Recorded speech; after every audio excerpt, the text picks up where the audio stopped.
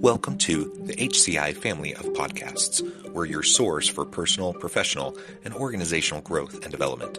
We share our own original research, explore industry trends, and interview executives and thought leaders from across the globe. Join us for practitioner-oriented content around all things leadership, HR, talent management, organizational development, and change management. Maximize your personal and organizational potential with the HCI family of podcasts.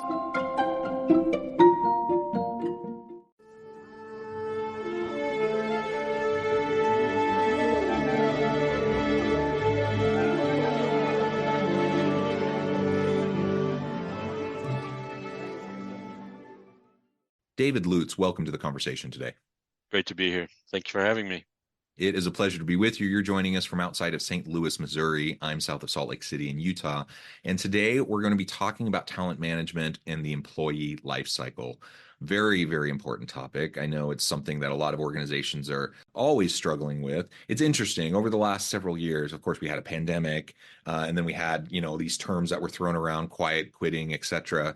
And it's been a fairly volatile labor market and kind of ups and downs, and it's been at times a seller's market, a buyer's market, and right now it's a little bit harder for employees looking for a shift or a change than it was a year ago or so. But because of skills gaps, because of disruptive technologies, etc., it continues to be an issue, and it will continue to be an issue in the talent realm. So we're going to unpack this and discuss this together today. As we get started, I wanted to share David's bio with everybody. Former pastor in South Africa, UK, and the Middle East, David Lutes is now an organizational development, talent management, and training consultant, and master trainer and executive coach, and well-known conference speaker, and has more than 30 years of international experience in 30 plus countries at a senior strategic executive, middle management, and operational level with several global Fortune 100, 250, 500 companies.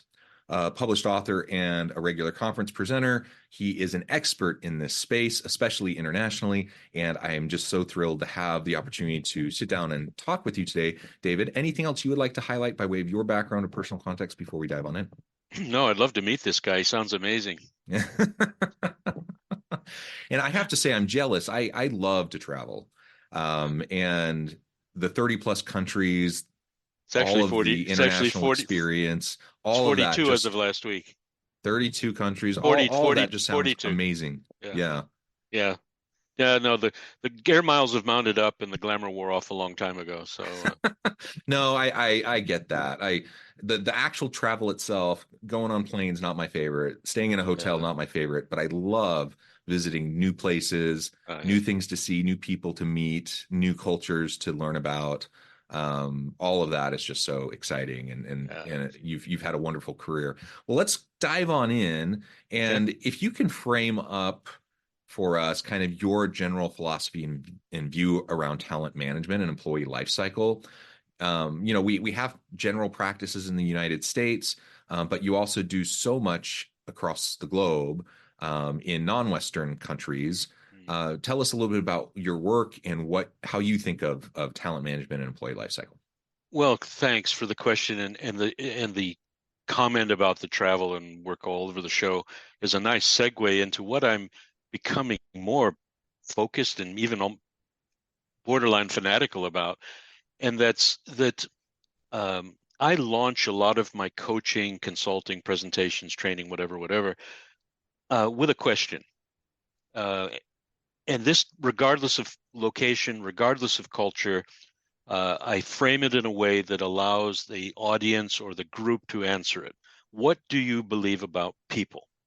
What do you believe about people? Do you believe people are basically good? Do you believe people can be invested in, that they can change, become a bad person to a good person, and vice versa? Do you believe people are hungry to learn? Do you believe people are welcome the idea of being stretched, of having a challenge in their career, in their job, whatever, and I give this long list of questions, and I get answers depending on the culture and context, of course. Yeah.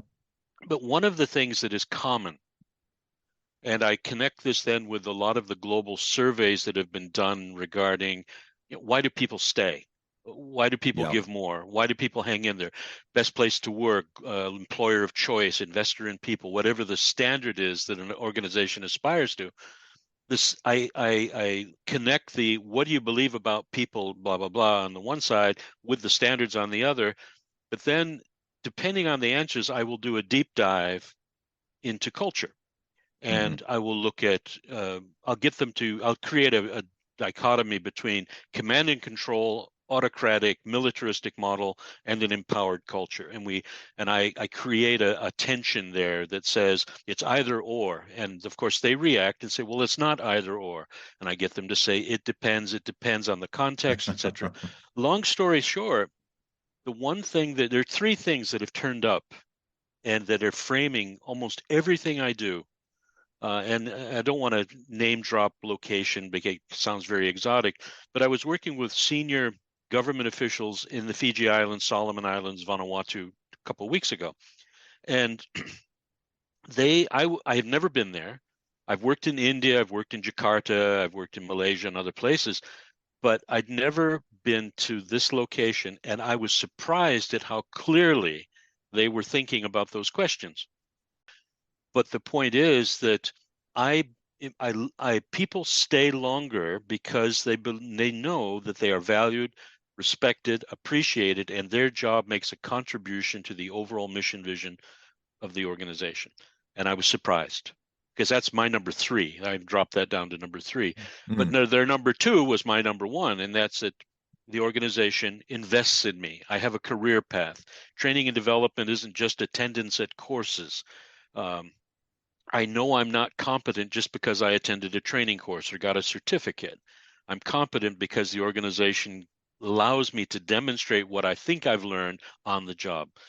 Number two, in my lists, and they came up with it as well, is a relationship with the line manager. And Hmm. the old adage is people don't leave organizations, they leave bad managers. Yeah. Well, and the third one, in the mix of those top three, was communication. Just the idea that I am heard. There are many different ways for me to share my opinion. They are welcomed. Therefore, I fit. Therefore, I feel valued. And and underpinning all of this, which surprised me completely, the first time it's ever come up in the last 10 years, servant leadership. Mm. I feel like the senior leadership team, they are not just interested in the bottom line. Well, in the government, they don't care about that over there, but it's not just about the investors' happiness. It's not just about reputation or getting reelected. There is a genuine heart commitment to show people that I want to push you up. I want you to succeed. Not just because it's a right and good thing to do, but because it's also smart business.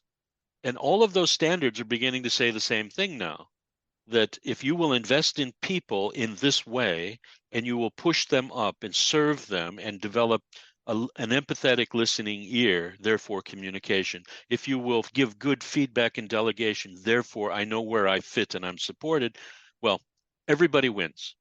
And this has been, it's amazing how I've decided servant leadership is going to be my message forever. It works at home.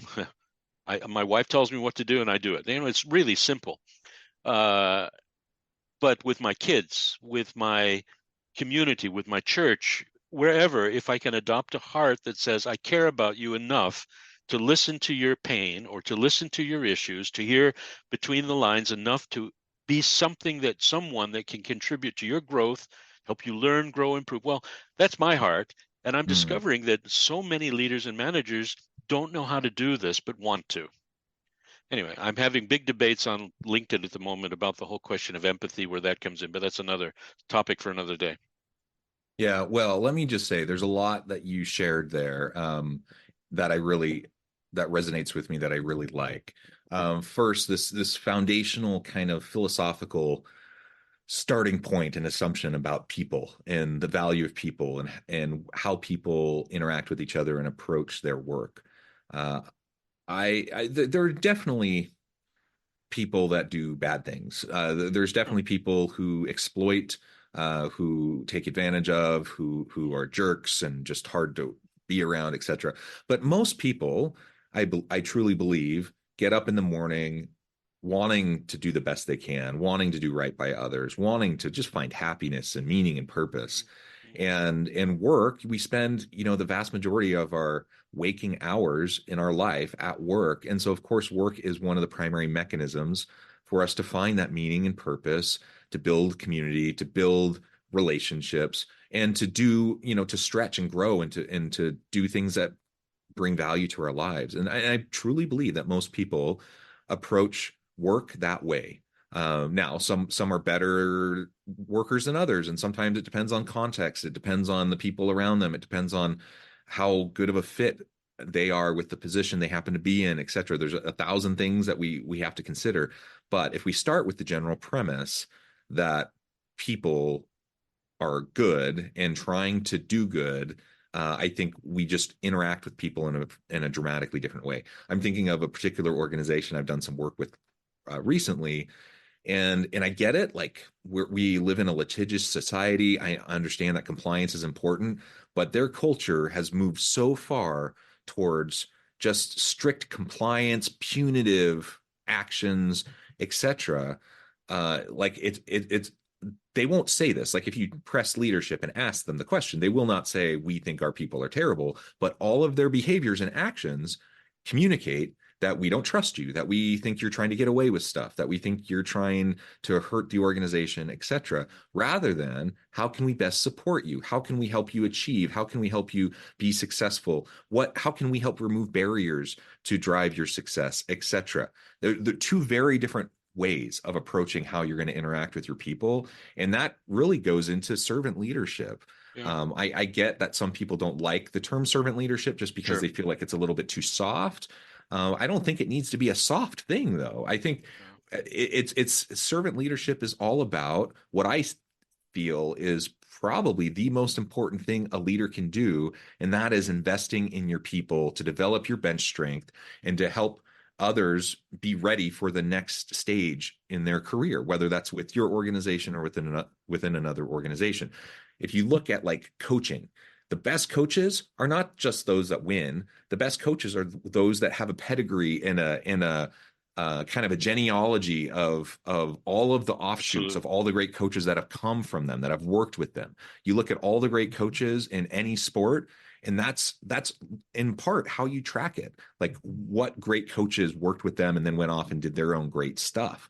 It's the same thing in organizations, and that's partially at least servant leadership because I'm focused not on me. I'm focused on the individual. I'm focused on trying to meet them where they're at, to develop them, to support them. And I'm going to do whatever I can to lift them up and to help them become the best they can possibly be.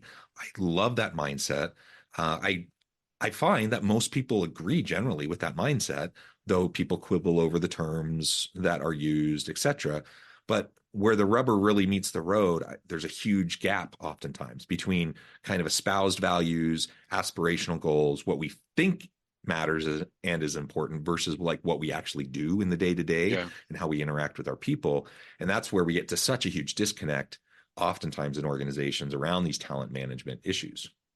Well, I'm going to share a personal story very quickly. I transitioned out of ministry where, of course, I had a set of values that I believe about helping people to learn, grow, improve, and have a whole life, wholeness. And when I transitioned out, I found myself in England working part-time on a voluntary basis with unemployed people through the different churches, wanting to help them rediscover purpose, meaning, direction, etc. Then I found myself in a real job helping to with major downsizing of big industries. And these people were being laid off, made redundant, as they say there. Now we have to reskill them, re-equip them, redirect them to find new work. As a result of that, I was heard about a project that was funded by the European Social Fund that was exactly what I wanted to do. I mean, I said, this is my heart. And the project budget was great. And I interviewed it through the stages and I got to the boss. Finally, the final decision was going to be made this day. I walked into his office and he barely shook my hand, barely looked in my eye, and he kind of said, sit. And I sat there and he read my resume, while we sat there. And then he kind of threw it on the desk and he said, I don't think you can do this job. I said, okay, really? Why? And he said, well, I see you're a moral, ethical, spiritual guy, that care about this and that. And the other thing, in terms of, respect and all the good stuff that comes with, hopefully, a pastor has. And he said, I don't care. You need to understand something. I don't care who I hurt. I don't care who I walk over. I don't care if I lie, I cheat, I if somebody gets in my way, I roll over them. I win. That's what I do. And it reminded me of Keanu Reeves, in The Devil's Advocate, when he says to whatever what's the other actor, I win. That's what I do. And in the process of telling me how much he wins and how much he doesn't care and how much he will lie and cheat and steal to get there, I'm saying, not only I'm just surprised that someone has these kind of values, and would be not ashamed to talk about them, but he broke about 10 UK labor laws while he was interviewing me. And I said to him, so I'm at point of decision. And I said, look, Mr. So-and-so, I really don't know I can do this job. I believe I can do it well. I can believe I can make the department look good, the organization look good, and make you look good while I do it. But I'll tell you my biggest problem. I don't know. I'm worried what people will think of me if they know I work for you. Is that a wise interviewing? And he looked at me shocked, and he smiled, stood up, shook my hand, and said, "You got the job." And 6 months later, he was escorted from the building in handcuffs for stealing money from my project. So long story short, the thing that we, and I said it briefly, is that in the process of that kind of conversation, I'm discovering a philosophy of management that was put forward by a famous guru called Dr. Deming. He's the father of total quality management. And he talks about breaking down barriers, driving out fear, restoring joy, pride of workmanship, instilling leadership, on the job training, continuous learning. And I'm going, yes, yes, yes, I can do that. That's what I want to do. And not only because it resonated with me personally, spiritually, ethically, morally, whatever, but I began to learn this is smart business. And the problem that I've discovered in other parts of the world is that the website of the organization says, we believe our people are our most valuable asset. We believe in investing in our people. We believe we are a community. We are a family, yada, yada, yada. And then you go in and you scratch a little bit deeper and you ask the ordinary people, why have you got a 41% turnover rate of your middle and upper management team? Well, because we don't practice what we preach. And so what I'm discovering is that two things. One is that not everybody cares. Not to contradict what you mentioned earlier, but some people, not everybody wants more. So if you look at the 9-box grid, or when you're looking at succession planning or identifying high potentials, there's the middle box of about 55% of your population are just solid contributors that don't aspire to leadership. They don't want to run the show. They just want to do a good job, feel good about it when they go home at the end of the day. Then you've got your higher, lower percentage, in the different corners of the box of the grid. And I'm beginning to discover that the people that contribute for the ongoing day-to-day solid productivity are the people that actually care about their job, but also care about the people they work with. And if you ask them, what are the top 10 reasons why you stay? I like the people I work with. I like the job I do. I like the way I'm asked to do it. I like the support my manager gives me. The other thing that I'm discovering is that people can't walk the talk. There is a heart issue here. They can fake it, and after a time, you can fake some empathy. You can fake listening. You can fake serving, if you like. You can go through the motions and sort of perform like you really do want to push people up, and you're a good servant leader. But that grows old very fast. And anyway, I'm discovering that there are ways to package the message of servant leadership that doesn't make people feel like meekness and humility equals weakness. It's actually a smart business message as well. Yeah, absolutely. I mean, there's so much research on the power. Well, first of all, how good leaders need to have emotional intelligence, right? Sure. And the power of things like empathy and connecting with your people, etc. And so, whether we're talking about servant leadership or empathy or any of these other topics, there's no question that the modern leader needs to have these soft skills to be Yep. effective. And there are definitely 100%, there are people like that boss from your story who are unethical, who are willing to stomp all over people to get to where they want to go. Um, I do believe that most people aren't like that, I agree. thankfully. Um, and so it's not a either or though. Like I think a lot of people think you either have to be like Yeah. cutthroat Yep. and then make money, or you're like soft, you focus on empathy, servant leadership, etc., and then people walk all over you and you don't make any money and you go out of business. Like that's a false dichotomy. You in fact, there's so much research that shows when you support your people, when you connect with them, when you show empathy towards them, when you have emotional intelligence and those soft skills as a leader, you have better teams, you have more creative and innovative teams, which leads to greater productivity, better products and services. It leads to a stronger bottom line. So there's a clear Yeah. business case for servant leadership. There's a clear Absolutely. human case for servant leadership. Yeah. And all of this comes back to how do we attract and retain the very best people to be in our organizations and to not just take for granted that we're always going to have an endless supply of people we can churn through.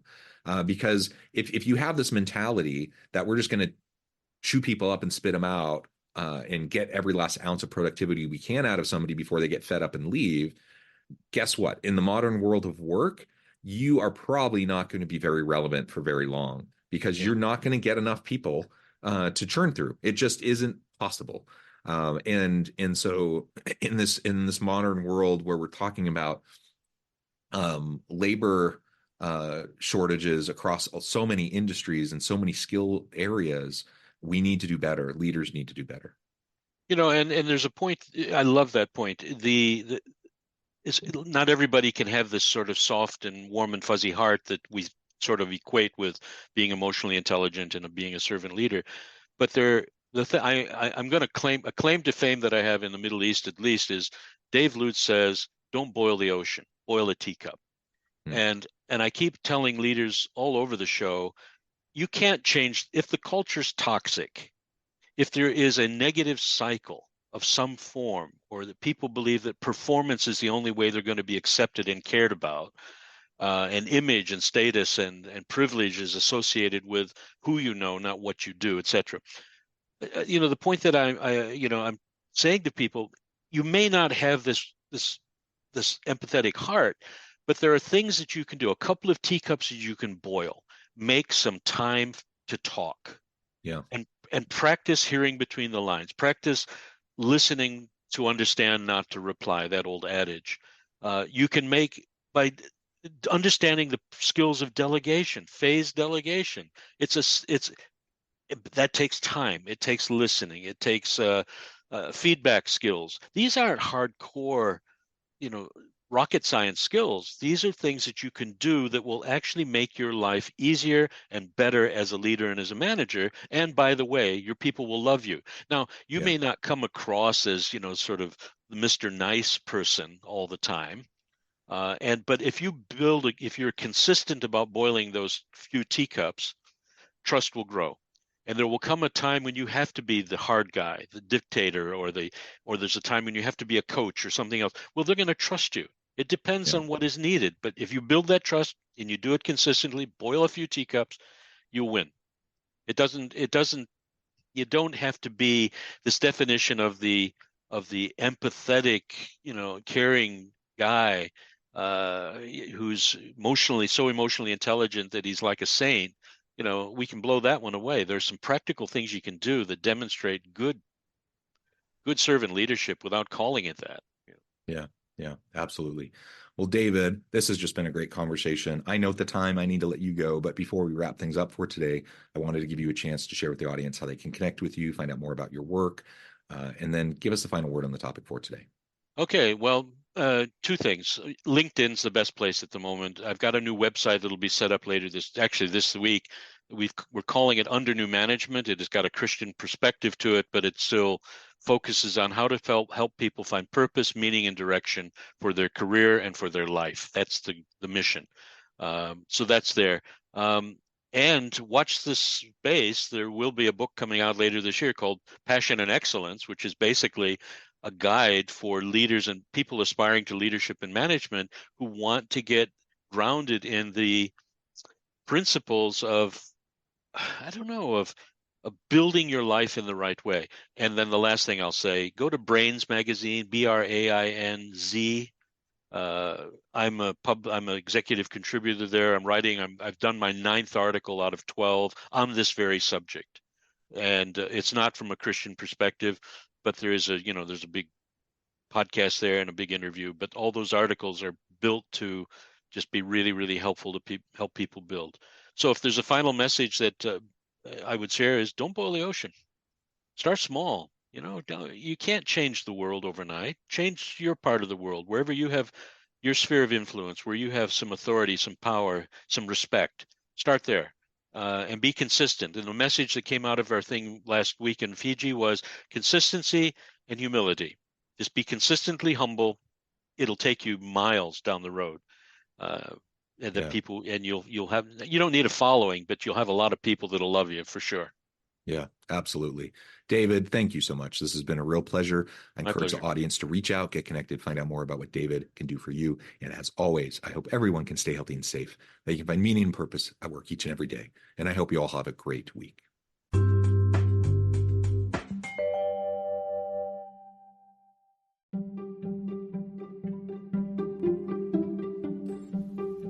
Thanks for joining us for this episode of the podcast. We hope you stay healthy and safe, and please join us again soon.